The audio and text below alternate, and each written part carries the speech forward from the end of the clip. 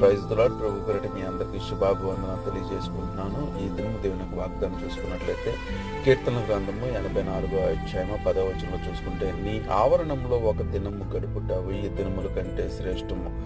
భక్తిహీనుల గుడారంలో నివసించుట కంటే నా దేవుని మందిరము ద్వారము నొద్ద నుండుట నాకు ఇష్టమని దేవునికి లేఖనం సెలవిస్తుంది. ఈ దినము బసవ బుధవారం చేస్తున్నటువంటి ఉపవాసం ఉంటున్నటువంటి ప్రతి ఒక్కరు కూడా మనము దేవుని సన్నిధిలో ఉండుట ఒక్క దినము గడుపున 1000 దినములతో శ్రేష్టమని దేవుని లేఖనాలు సెలవిస్తున్నాయి.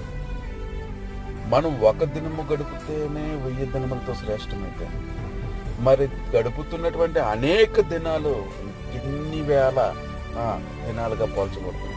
కాబట్టి అటువంటి గొప్ప ధన్యత ఆయన మందిర ఆవరణలో నిలిచి ఉంటే గొప్ప భాగ్యం అని నడుచుకుని ముందుము కాక. ఆమె